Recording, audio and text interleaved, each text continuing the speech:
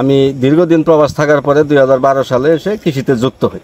তো যুক্ত হওয়ার পরে দেখা গেছে যে আমি অনেক কিছু করার চেষ্টা করছি এককভাবে আসলে কোনো কিছু করে তেমন একটা লাভবান হওয়া যায় না।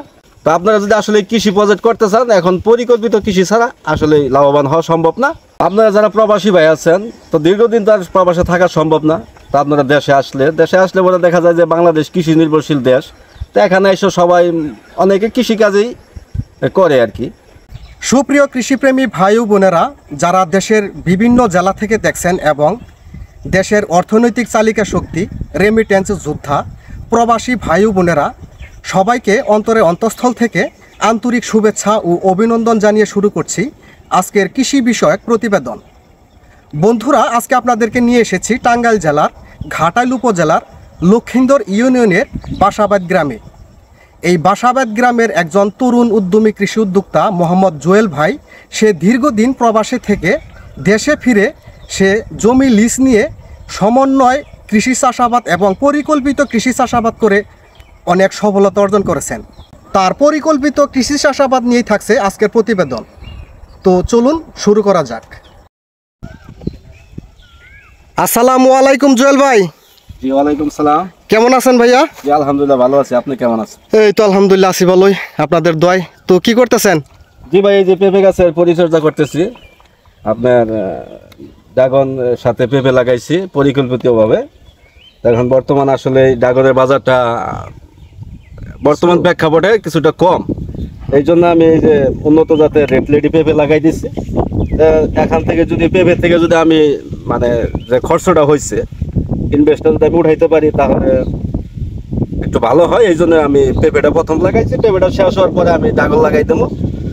আপনার এই যে মাঝখানে আপনার ডিপ দেওয়া আছে, এখানে ছোট ডিপ দেওয়া আছে, পঞ্চমুখী দেওয়া হবে। এখানে ছোট ছোট ডিপ। তো পেঁপেটা বর্তমান খুব লাভজনক একটা ফসল, এই জন্য আমি মানে পরিকল্পিতভাবে পেঁপেটা লাগাই দিচ্ছি, যাতে আমার ড্রাগনের যে খরচটা হয়েছে এটা যদি পেঁপে থেকে উঠে আসে তাহলে আমি একটু মানে লাভবান হবো আর কি।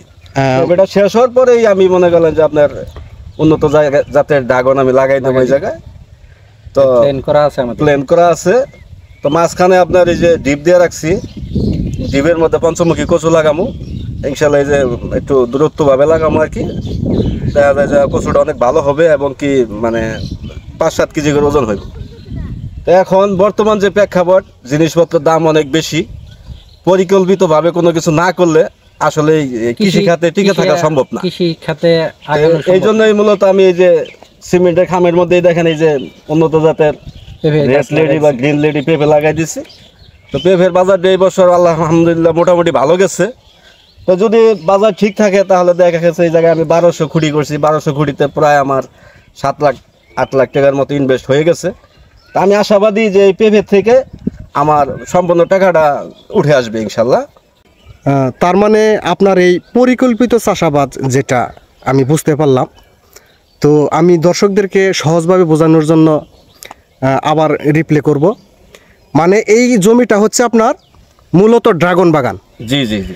তো এই ড্রাগন বাগান এখন যদি আপনি চারা লাগান, এখনও লাগান নাই, তো খুঁটি গাইরে রাখছেন, যদি এখন লাগান তাহলে এই গাছ বড় হয়ে ফল দিতে 2 বছর পরে যে ফল লাগবে, 2 বছর সময় লাগবে। এই এর ফাঁক দিয়েই মনে করেন আপনার এই টপ লিডি পেঁপেটা, এই সময়ের মধ্যেই আপনি এইখানে টপ লিডি পেঁপে দিয়ে দিচ্ছেন। হ্যাঁ, পেঁপে দিয়ে দিছি। তো এই টপ লিডি পেঁপে একটি গাছের মধ্যে কয় কেজি ফলন যদি হয় ভালো, কয় কেজি হয়? যদি পরিচর্যা সঠিক থাকে তাহলে আপনার 50 থেকে 60 কেজি ফলন হবে ইনশাল্লাহ। 50 থেকে 60 কেজি। জি জি, 50 কেজি। তো বাজার যদি মিডিয়াম থাকে, ধরেন 40 টাকা বা 50 টাকা কেজি, তাহলে তো আপনার মানে লস থাকার কথা না। আমি 40 টাকা বাড়ি দিলাম, যদি 30 টাকা কেজি হয় তারপরেও আপনার 1 মণ পেঁপের দাম 1200 টাকা। 1200 টাকা। জি জি। যাই হোক, এটা হলো দ্বিতীয় পরিকল্পনা। জি জি। তো আর আপনার এই যে ডিপ করে রাখছেন, এই ডিপগুলাতে আপনি দিবেন হলে পঞ্চমুখী কচু। এই একটু উঁচার কারণে এখানে কচুটা ভালো হবে, পানি নিষ্কাশন হবে, পচন ধরবে না। জি জি। এবং এককভাবে পঞ্চমুখী কচু চাষ করলে সেখানে ফলন একটু কম হয়। 1 কেজি 1.5 কেজি সর্বোচ্চ 2 কেজি হয়। আর এককভাবে এইরকম দূরত্বে ডিপ করে যদি আপনি পঞ্চমুখী কচু দেন তাহলে এটা 5 কেজির অধিকও হতে পারে। আমি লাগাইছিলাম আপনার এরম ডিপ করে 5 কেজি 7 কেজি 6 কেজি 5 কেজি নিচে কোনো কচু নাই, 5 কেজি প্লাস সবগুলাই। তো এখন আপনার এই পরিকল্পিত যে কৃষি চাষাবাদ এই এলাকায় কি আর অন্যান্য কৃষকরা করে, না আপনি প্রথম শুরু করছেন?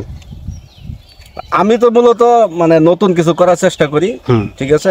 আপনার এর আগে আপনার লেবু করছি, মালটা করছি, কমলা করছি, তারপরে যে ড্রাগন আছে, পুরাতন ড্রাগন আছে। আপনার এই যে পেঁপেটা লাগাইছি, যাতে আমি যদি ড্রাগনটা লাগাই দেখা গেছে যে আমার 2 বছর লাগবো মানে টাকাটা উঠতে।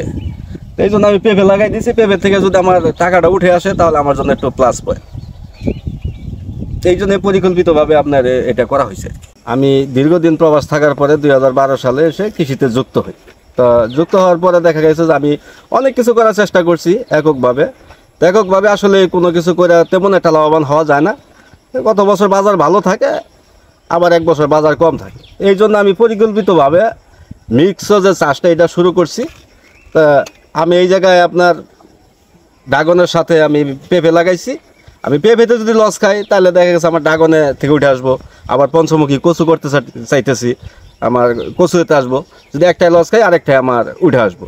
তো আপনারা যদি আসলে কৃষি প্রজেক্ট করতে চান, এখন পরিকল্পিত কৃষি ছাড়া আসলে লাভবান হওয়া সম্ভব না। তো আমি মনে করি যে পরিকল্পিত চাষ করলে পরে আপনারা লাভবান হতে পারবেন, আমার মতো লাভবান হতে পারবেন। তো আপনারা যারা প্রবাসী ভাই আছেন, তো দীর্ঘদিন তার প্রবাসে থাকা সম্ভব না। তো আপনারা দেশে আসলে পরে দেখা যায় যে বাংলাদেশ কৃষি নির্ভরশীল দেশ। তো এখানে এসে সবাই অনেকে কৃষিকাজেই করে আর কি। তো আপনারা যদি এসে পরিকল্পিতভাবে যদি একই জমিতে একাধিক ফসল ফলান, তাহলে আমি মনে করি যে লাভবান হওয়া সম্ভব। তো আপনারা এর জন্য শুভকামনা। আপনারা যদি কৃষিকাজের সাথে যুক্ত হতে চান তাহলে একাধিক চাষাবাদ করতে পারেন আমার মতো এইভাবে। সবাই ভালো থাকবেন এবং আমার জন্য দোয়া করবেন। তো সকলে সুস্বাস্থ্য কামনা রেখে এখানেই বিদায় নিচ্ছি। আসসালামু আলাইকুম।